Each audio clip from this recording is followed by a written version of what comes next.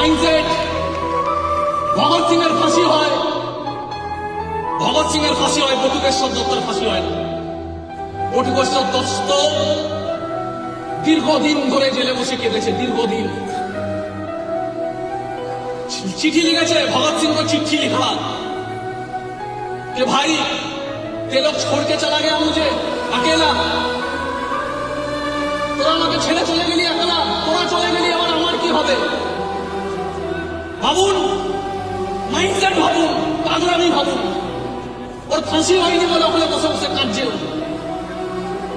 পুরো জীবন শুধুমাত্র হতাশায় কাটিয়েছে, গ্লানিতে কাটিয়েছে, যে কাঁধে কাঁধ মেলে রয়েছে, আমাকে ও ছেড়ে চলে গেল। ওরা समझ में आ रहा है ये फन? यस।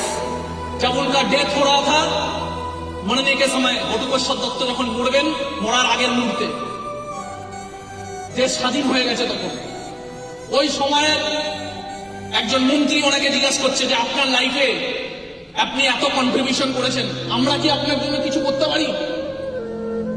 তখন বটুকেশ্বর দত্ত বলছে যে আমার বন্ধুরা আমাকে কবে ছেড়ে চলে গেছে, আমি জাস্ট বেঁচে আছি। অ্যাটলিস্ট মরার সময় ওদের সাথে দেখা করে দিন। অ্যাটলিস্ট মরার সময় যেখানে ভগৎ সিং এর সমাধি দেওয়া হয়েছে তার পাশে আমার কবরটা খুলবেন, তার পাশে আমাকে জ্বালাবেন। জিতে জিতে ওরা ছেড়ে চলে গেছে, মরার পরে ওকে আমরা ছাড়বো না। মাইন্ডসেট, কি ভালোবাসা! এটা আমাদের দেশ করে, এই দেশ থেকে বেরিয়েছে তারা। বলছে বাঁচা, বেঁচে থাকাকালীন তো ছেড়ে চলে গেল আমাকে, মরার পরে যেন ভগৎ সিং এর সমাধির পাশে আমাকে পোড়াবেন, যাতে আমরা আবার একসাথে থাকতে পারি। এটাকে বলে মাইন্ডসেট।